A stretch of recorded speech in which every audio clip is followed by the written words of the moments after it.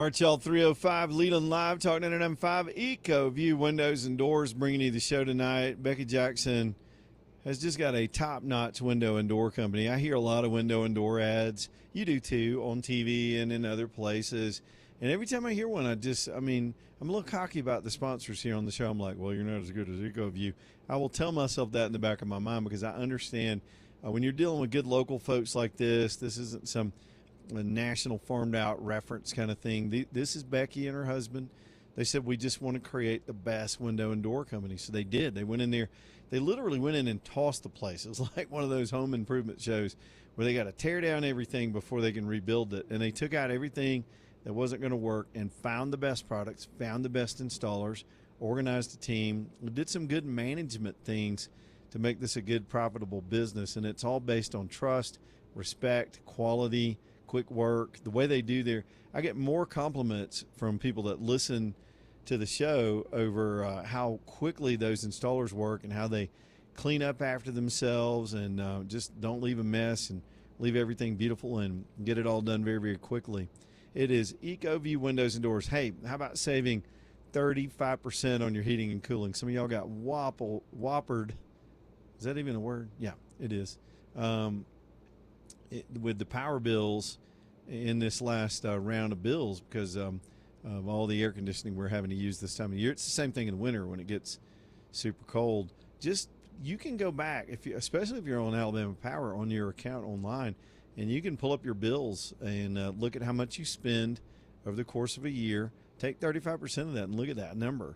And then multiply that by, 10, 15, 20 years once you put these windows in, and you'll see the actual savings. I know it's hard to adjust for the future and inflation, but still it's a raw round number of just what it could mean for you to just do proper installation and get real solid double pane, triple pane windows in your house with ecoviewwindows.com, ecoviewwindows.com.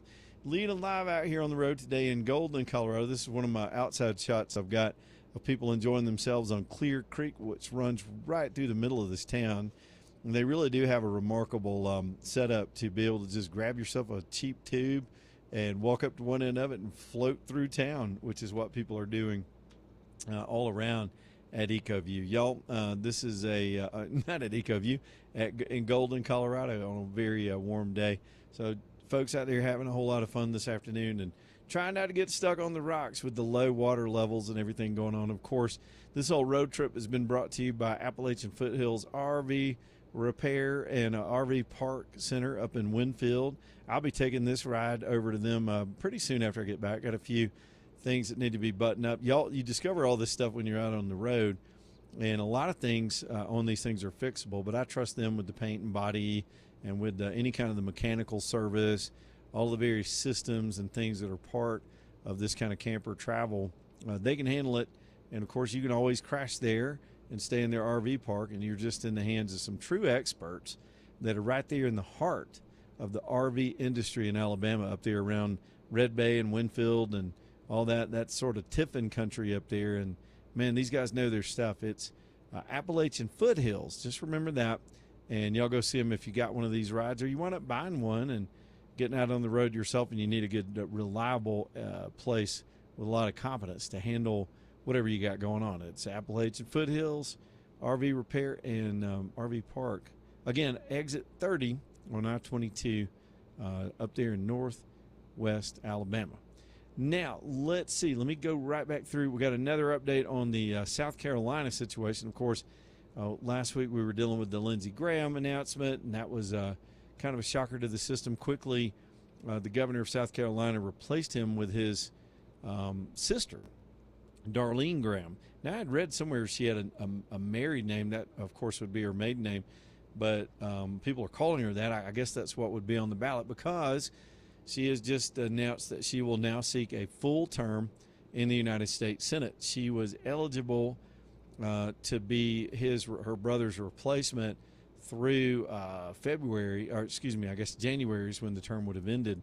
And then they've got to have some kind of quick primary to decide who the Republican nominee is going to be. And I don't know how South Carolina will go about that.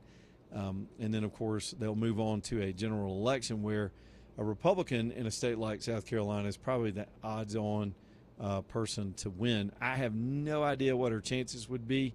You've got to think the way Lindsey Graham just performed in his own primary. I think he won with 60+% of the vote, and then that being his sister wanting to fill his shoes, that's got an emotional effect.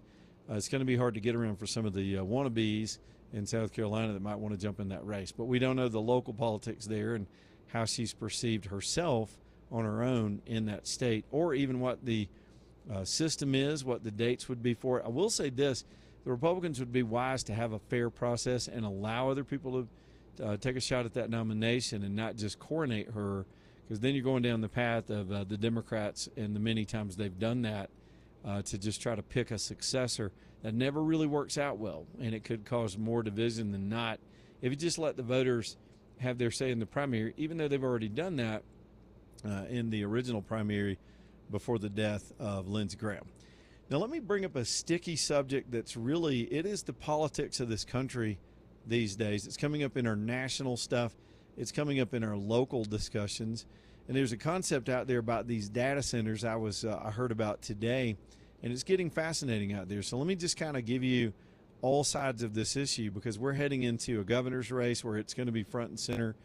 And as you heard, if you listen to the show, particularly the show we did with our friend Laura in Buffalo, Wyoming, she's a bit of a political activist herself out in Wyoming. And the first thing I asked her about in Wyoming, I said, what's the big deal out here? I knew they had a governor's race going on. You can drive through Wyoming and see all the signs. And, of course, she had a pin on for her guy. But the first thing out of her mouth, though, somebody that's involved in all that stuff in the state of Wyoming, was data centers.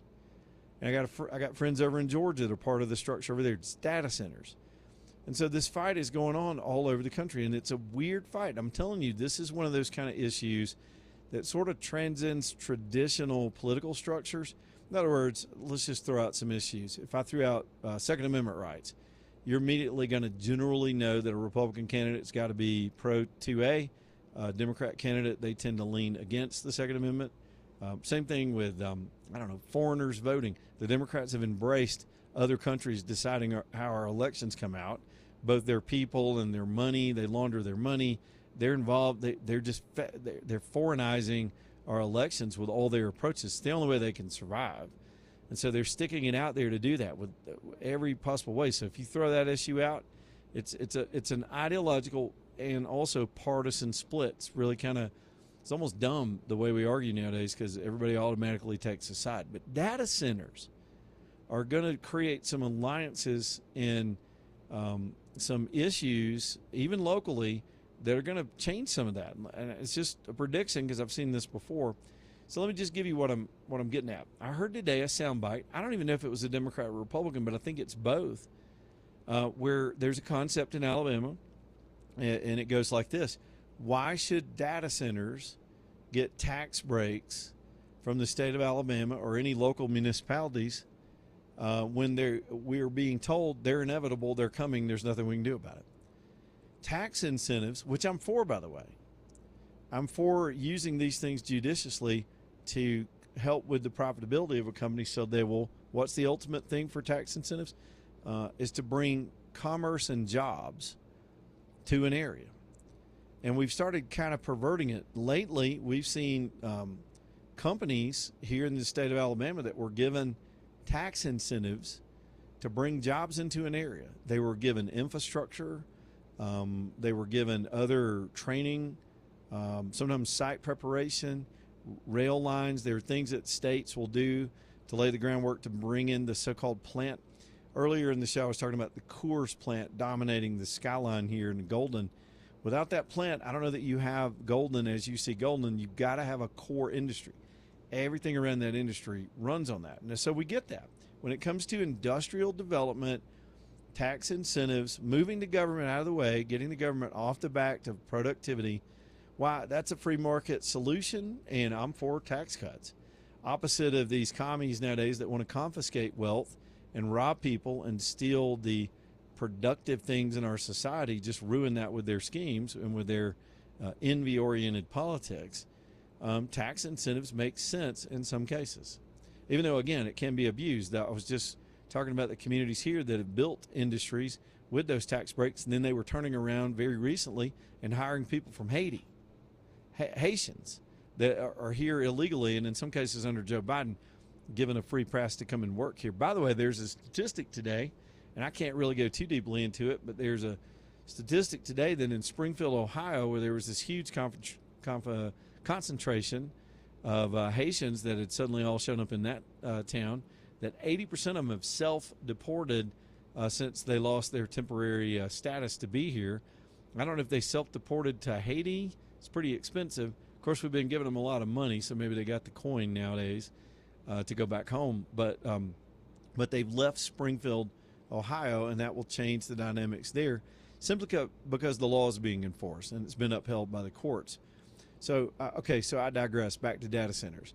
So tax cuts, tax abatements, tax deferrals, any of these things in a competitive environment when Alabama is up against another state to build any kind of industry, that gives us a competitive edge, or at least a competitive chance. Because if you're not doing it, some of these auto manufacturers, for example, look the other way. I've been part of that recruitment, working with state government in my career past, part of that with the film industry and other industries. So pretty well familiar with how it's supposed to work. But data centers, that doesn't make any sense. And whoever that was I was hearing today, it was one Democrat and one Republican that are all saying the same thing, is if they're just going to show up and run over communities and plop these things down anywhere they need to go, why are we giving them a rebate or any kind of assistance? Which I'm almost certain that the city of Birmingham did when they just in the dark of night cut the deal that wound up with that data center that people are still fighting over in the Lakeshore area, in that sort of Lakeshore Valley area of Birmingham. Now, let's go broader. So now we've got another dynamic. So we got that debate, which should be front and center the next time the legislature gets in session. And when they do, it'll be a new legislature and we'll have a new governor.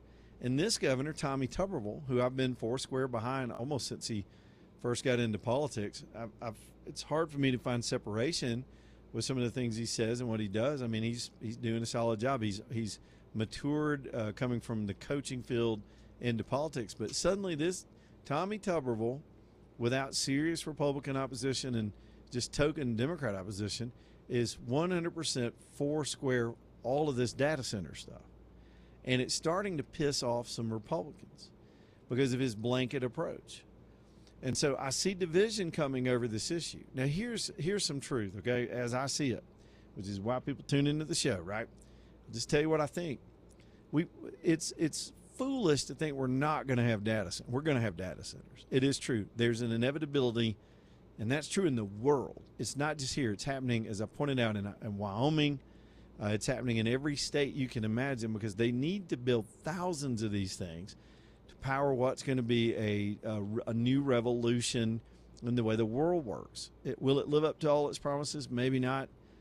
It will come with a devil on its shoulder as well. We all know that. We're not even talking about the debate over the control of AI and how AI is going to go. But when it comes to where these things land and how they get built, that's where we've got a real debate. So they're going to build them. And I think the question is where and by what resources, what are the implications, and what is the process for a community to accept or reject it? I've compared them to landfills and prisons. I mean, we would not be able to survive as people without landfills. You got to have sanitary landfills. You've got to have prisons to put the people in that violate our laws and harm other people. They've got to be separated and punished. It's part of any civilized society, but nobody wants one in their backyard unless you're in a place like Aliceville where there's some of the community work there and they like the jobs. The problem with data centers is they don't really employ that many people in the end. The construction boom, yes, that's wonderful. But as they sit there and consume power and water and resources, they don't really put out into the community any big job paycheck base. They're not a Coors Beer of Golden, Colorado. They're not a Ford Motor Company in Detroit. It is not a central factory or industry that's going to create payroll and prosperity for people that work there. There's not that many people that work in there inside these things. So that kind of blows up some of the tax incentive argument, and I'm going to sit back and let it play out. But then you've got the process itself, and that's where we're headed. We're going to be fighting over, is it fair, of where they want to put this thing. And you've got this sort of unholy alliance of powerful people in government, big powerful utility industries that are going to make a tremendous amount of money, and then of course the big tech itself, which has done the American public no favors with their censorship and some of the other control features that are part of the way they govern as corporate citizens. And so we've got to work this out. This is the ugly part, because look, it's true. There are two things that are true, and it can be true at the same time. These things are going to show up. We're going to have them in Alabama. They'll be all over the country. It's happening. You can't really stop that evolution. But they do bring problems, and there's a tremendous downside. And communities ought to have a right to say something about it. In New York, you saw the debate last week where Governor Hochul just came out with the opposite approach of what Tuberville's talking about. He seems to be blanket, I love data centers, we're going to do it. You're crazy if you think we can't. And then there's the other approach, which is we're going to put a pause on all this stuff until we get the process worked out. Something in between. The argument against that is we lose our competitive edge. It's anti-capitalistic. Let the market work it out. But when government becomes symbiotic with corporate America to do this stuff, the regular folks out there start to lose a little bit of voice and a little bit of control. If the Democrats had their way, you couldn't even vote on these issues because they don't believe in elections anymore. They just want to trash that whole process of they want a big central communist committee to run your life. That's their ultimate goal. That's what they lay around and fantasize about when the lights are off. But man, what I'm noticing is some pull apart of people that should be normal allies that are starting to get a little cheesed over the way this stuff's being done. Again, it's not that it's being done, but it's kind of where and how. Those are the two questions right now: where they're putting them and how they're doing it, and whether or not the communities have any real input when it comes to these things. I think it's the battle for the rest of the year. I think it'll be one of the most fascinating things is going to confront the new Tuberville administration just here months from now, and of course the next presidential election. If I really wanted to predict, the next president better stake out a position on this that's a winnable position in either party, because this is both. It's the weirdest thing. It's both a nationwide issue and a local issue at the same time, because everything's local at some point. And you could compare it, and I know I got to get this break in here. Maybe I'll talk some more about it on the other side and get some calls in here. We'll go ahead and hit the phones. But you can compare it to the expansion of the railroads and things that had to happen back in those days for some of these very cities and towns that I've been through on this trip to even exist. The railroad brought all these things into existence. And there were fights about this stuff back then, especially the confiscation of land to put the railroad through. We'll talk about it. 545-9950. Work Trucks bringing you the show tonight. TRUX, WorkTrucksLLC.com. This is Bubba and the team down there. They can get you fixed up with a box truck or a flatbed or pickup truck or anything that you think you might need in the way of a business vehicle. They've got plain old shop trucks, again, outfitted or not. Some people call it upfitting when you've got a tool body or a ladder rack on there. They've gone out and found the lowest miles versions of these things, not wrecked, not abused. Then they go through them, even though they're finding them right off lease, generally used from that whole portion of the industry. Then they go through them 125 points, offer you financing, extended warranties, everything you need, so you're not wasting a whole lot of time trying to track one of these down and do all that yourself. Let them do it for you, and you keep your business moving. Keep that overhead down, keep the revenue coming in with Bubba and the team at Work Trucks. They're downtown Birmingham, 4th Avenue South, Work Trucks, LLC.com, Work Trucks, LLC.com, live in Golden, Colorado. Back here in just Leland Live.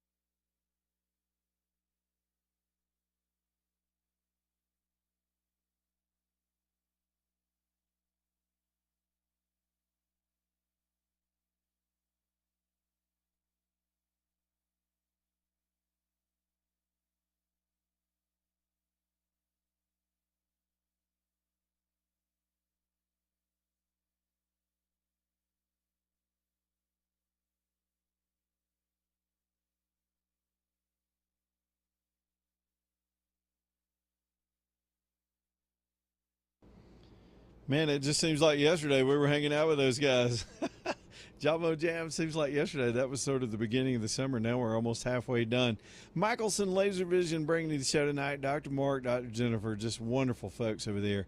And I really do. It's trips like this. I say it all the time. And y'all know my story of how I wound up getting LASIK. But it's trips like this when I'm just looking out there and all this beauty God created as you go down the road that I'm just thankful I can see it. I'm thankful that I'm out here and being able to see it with eyes that are 2015 after having LASIK at Michelson Laser Vision is just amazing. And it has been for me going on, what are we, 7 years? I lose track. I'd do it again tomorrow, and I highly encourage all of my friends and relatives, anybody that's in contacts or glasses, to at least find out. Do your due diligence. I mean, you can say no after you've at least educated yourself, but don't be like me. Don't be stubborn. Don't be a wuss. I was a little wussy about it, man. I was like, I don't want a laser in my eyeballs. What? I was wrong. It was amazing, and I love being able to see. It's Michelson Laser Vision, of course, Dr. Mark and Dr. Jennifer. Father-daughter practice, cutting-edge technology, the latest version of the laser, and everything you need to take care of your eyes. Y'all go get that appointment. Downtown UAB Highlands, Michelson Laser Vision.com. We're live in Golden, Colorado, just hanging out here this afternoon as we chip away at the trip home. Your phone calls, too, coming up. I got to talk about a guy that smacked a guy over the national anthem when we come back. It's the craziest video. We'll talk about it in a minute. Leland Live, Talk 99.5 from Golden, Colorado.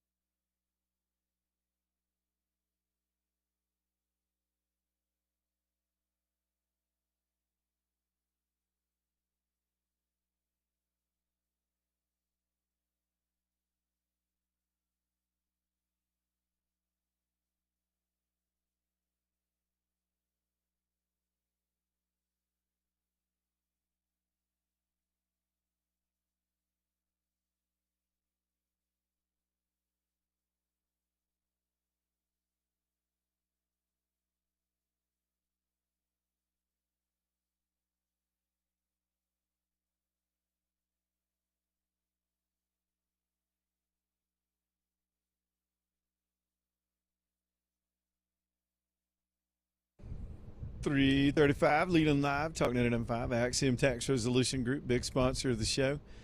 Do appreciate Perry getting people out of a jam with the IRS. This is what he does. This is what they do all the time. They're very, very good at it. Let me explain. Perry set up Axiom. He's the CPA and the owner. But he set it up because he had expertise at all of these programs people just didn't know about. Now, you'll see people advertising online of services like this, big national companies. And I don't know if they're good or not. Sometimes they're just generating leads with those ads and referring them out to just random CPAs. They get part of a network, and I don't know how they vet that. All I know is I actually know Perry. I know his track record. I know his clients. A lot of them are in this audience. And this guy takes it seriously, and he and his family and his team around him will get you straightened out with the IRS. There are programs to help you settle for less than you owe. There are programs to help you get a payback plan. There are laws that a lot of times these agencies will cross just because they can, because they're counting on you being ignorant.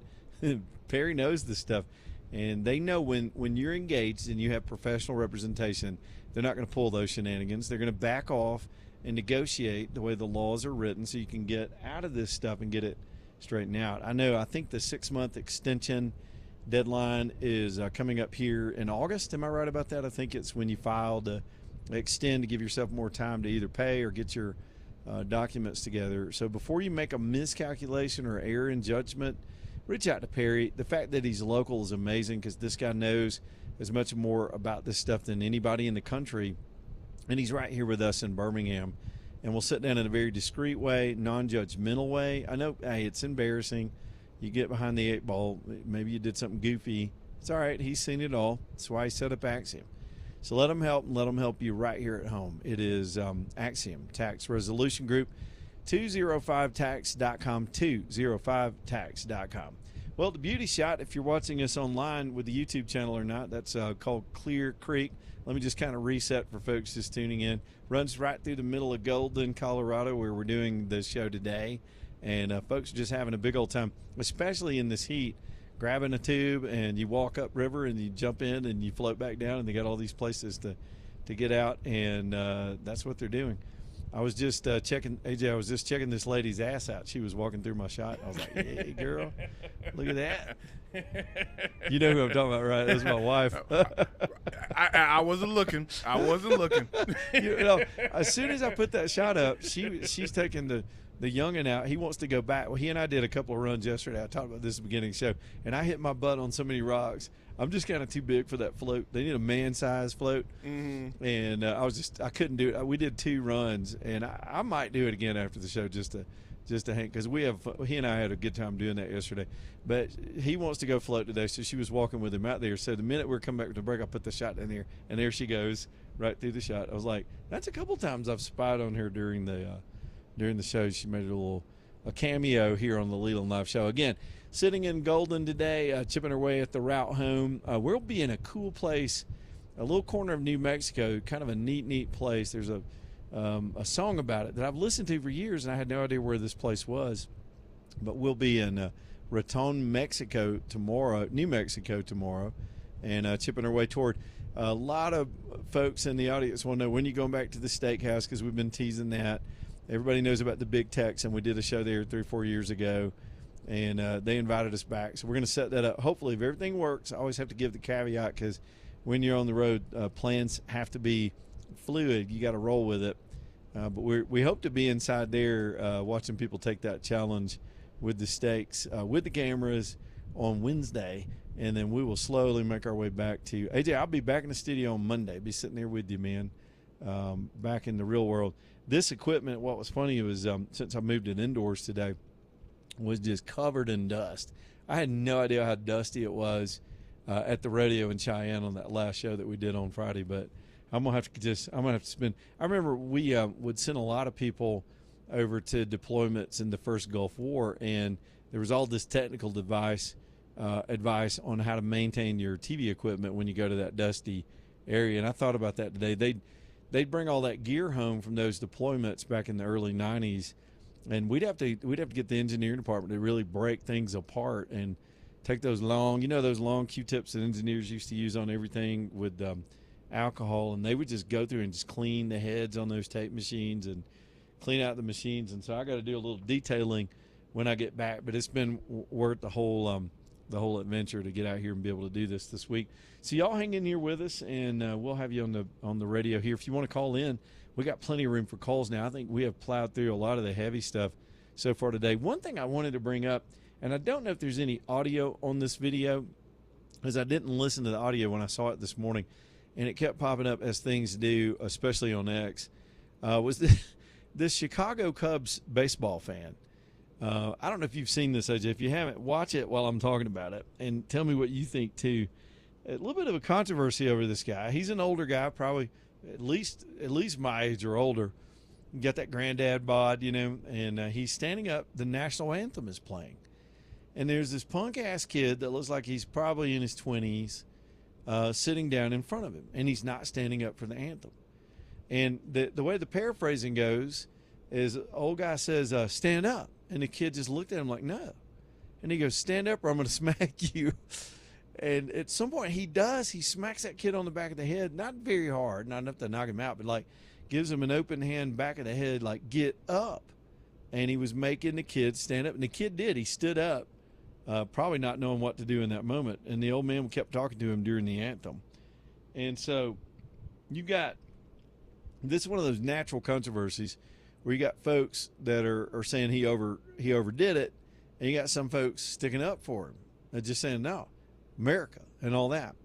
Dude, I'm going to go ahead and tell you, I don't live in a country that forces you to do anything. I want people to be patriotic, and I get, and some of y'all may have a difference of opinion. I get the sentiment of the old man. It's so disrespectful for some of these people to think they're just going to sit it out. Or just, it's not even, I mean, this kid, I think, was even messing on his phone. I don't even think he was focused I don't think he was a conscientious objector or anything, but maybe he was. I don't know. We don't have the whole story. I bet one of these two will be on network television talking to some blow-dried anchor pretty soon. But old boy just just smacked him and made the kid get up. And that, look, in an older time, I don't even know if this would be controversial. I think a lot of people would go, yeah.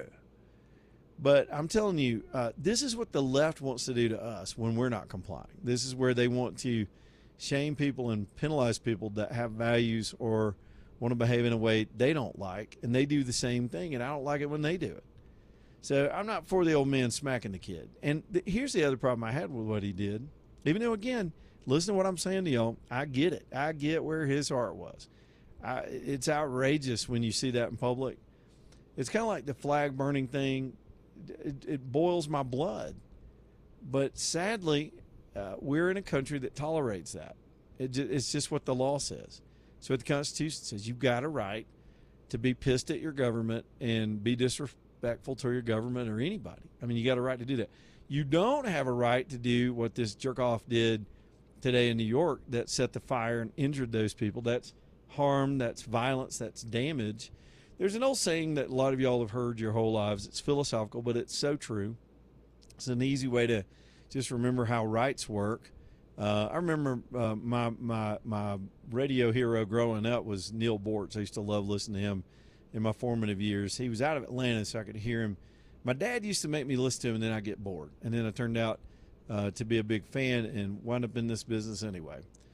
And there is Neil Bortz. He'd say this a lot. Your right to swing your fist ends at the tip of my nose. And the point is, you can do what you want as long as you don't hurt me, as long as you don't harm me with it. And so sitting out the national anthem doesn't really harm anybody. I'm not one of these people that is these social engineers on the left would have us think that speech is also violence. It's not. It's not. Lack of respect is kind of speech. It's a weird dynamic to watch people debate this video and either pull for the old guy or not. But we live in a country where you can be rude and disrespectful in the giant butthole. As long as you're not hurting anybody, you can still express yourself, or in this case, I guess, not express yourself. And for the old man to smack the kid, now it's not like it was his kid and he was 5 and he was trying to teach him some respect. To me, that's a different dynamic. If you got your own, let's say your own grandkid out there with you, and your grandkid's being a little turd, and you want to teach them respect your country, boy, do what you got to do. I mean, get your kid, motivate your kid. That was not his kid. This boy was sitting there. He had no idea what the old man wanted. But it's fascinating, and I had to put that on the show when I saw the video. Have you seen it yet, AJ? Have you seen it at all? I did watch it, and it's pretty funny. What was hilarious about it, and sometimes, you know, I'm trying not to get like the whole controversy thing, you know. Yeah. I'm not trying to be that guy, but it was just funny how the camera was just like sat right there, right? Yeah, it was in the right spot. It was yeah. in the right spot, and the guy smacks his kid in the back of the head, and he just looks up like, "What are you doing?" And then he tells him to stand up, and the kid just slowly stands up. He slowly got up and just, And I'm like, come on, it's Chicago. I'm a little bit. This is Chicago. I think that's a good observation. When the shot is too framed and too clean and totally steady, it feels like. Do you think it's fake? Do you think the whole thing's fake? I mean, in this day and age of trying, look, I get it. You know, you want to prove a point about patriotism. You know, we just got done celebrating 250 years of America. And, you know, you have this whole controversy with people kneeling and sitting down when the national anthem is performing. You talk about, you know, growing up, because I remember you stand up and take your hat off. Oh, wearing yeah. a hat. It's like there's different protocols that you do. And I get it. You know, you kind of want to show this this reverence of like, hey, we're getting back to this. And the older generation teaching these younger generation like some discipline. Because we talk about it, right? Some of these kids need discipline. You know, we need a smack in the back of the head, or they need a spanking or whatever. And I mean, it proves the point to get the video across. But I mean, it doesn't seem natural to me. And I guess maybe that's just the video itself. Yeah, and that's just my media, you know, eye that I'm seeing, because the camera was just so staged perfectly, and there was no other reaction. It's a good point. No one else said nothing. He didn't go get security. No one did anything. Like, I mean, come on. That was a really and there was nobody else sitting next to the kid. He was sitting there by himself, and some guy just randomly just smacks you in the back of the head. You didn't do nothing. Well, you know, the age of Peepaw, I can't imagine Peepaw wanting to be a TikTok star and playing along with this. Or maybe they just set him up. I don't know, but you're right about the camera. And some of the reactions are kind of stunned and not knowing whether to get involved. They're just all kind of looking back. And I was going to make this point, too. The guy, let me go against Paw Paw for a minute. He was creating more distraction during the national anthem by yelling at this kid, making a scene, and smacking him and continuing to talk while everybody else was singing the national anthem. He was more of a distraction than the kid that was sitting there, right? Right. I mean, is that also disrespectful to, in the middle of that, decide to I mean, maybe pull the kid aside when the anthem's over and go, look, I noticed you didn't stand. And then have a conversation with him or something. I don't know. Have I gone soft, AJ? No, I don't think he should have smacked the kid. I'm just saying, like, I get it. Like, don't put your hands on people, you know, because then you're gonna cry foul and asking for help if somebody whoops your, you know, so you whooped your tail because you put your hand on them. But and then on top of that, like, you did it on video, so yes, you know what I'm saying? Yes. It's like you did it on video. Yes. I don't know, and that camera was way too smooth. Like someone, I don't know. Like I wish it was real, but it didn't seem natural to me. It really didn't. It just I don't know. Maybe I'm just, you know, maybe in this day and age of everything being staged and people trying to do things for publicity, and then they put it on social media. All right, you're forcing me to watch it again. So let's just see. Because I didn't pay attention to that. I just was watching it. Yeah. All right. First off, the shot's vertical, and that's what people do. And I could see maybe somebody was in the stands and saw the old man go down there, and the kids. It's weird to me. This phone generation of kids, their first instinct is not to say something, but to get their phone out and start recording stuff. But it's not on a tripod, right? I'm watching it again.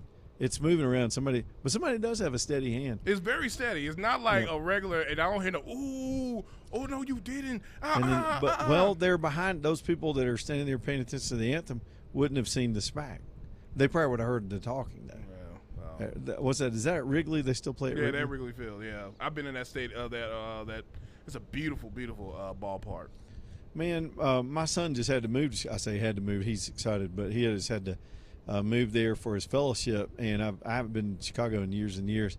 but I'll probably make a quickie trip up there to see the Grand Boy and go hang out. I think I want to go to Wrigley. I've never been there. I've been to Fenway a bunch of times, but it might be fun just to see that field before they screw up and run the Cubs out of there too. Yeah. Well, yeah. No. They don't care about the Bears, but they care about the Cubs. I think you're probably right. They've suffered through so much with the Cubs, they can't learn the Cubs off. If the Cubs talk about, oh yeah, we're gonna go to Indiana, oh hell will break loose. Oh, like it will. They will burn. They will literally burn down. I think they would. It would be disco. What was that thing at Comiskey Park with Steve Dahl? yeah. The whole when they disco died, and they destroyed that ballpark. And they burned they burned the records or whatever that was. Yes. Yeah. And I used to work with him too. That was a fascinating story. But man, when I tell you that will be the day. Well, that will happen. It will be 10 times worse. You know it's coming. This is an old stadium.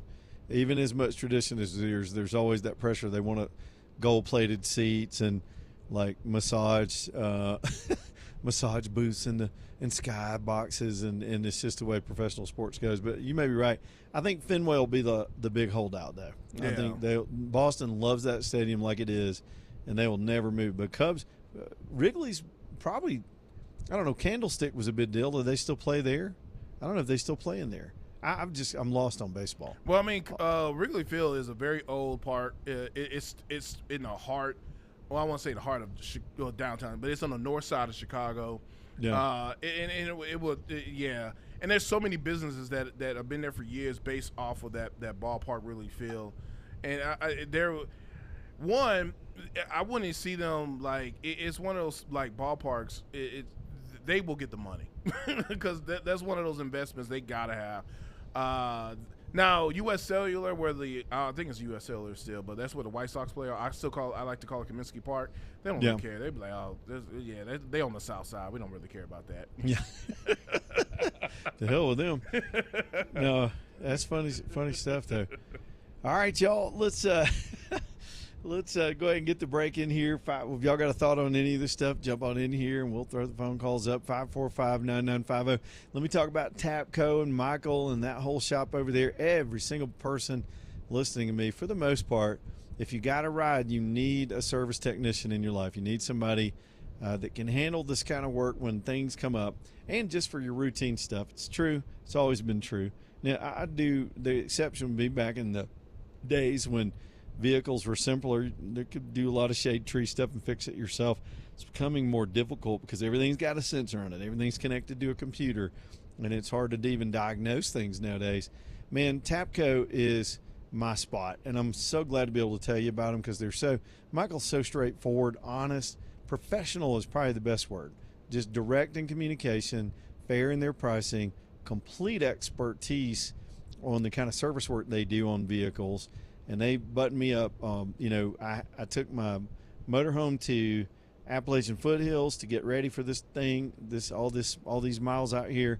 And for the Jeep, which I'm looking at out the window right now, Michael and them buttoned it up, went through it, fixed some things, and it's been solid gold on the whole trip.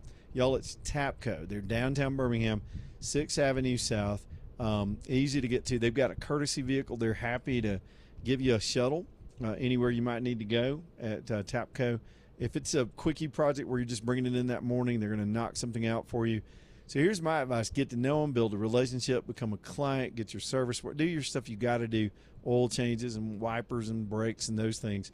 But then when it comes to something big or something scary that may not even be big, a noise, a rattle, a light, all this stuff that happens on modern cars, you've got your place to go. You won't even have to waste time. Just call them and get it done.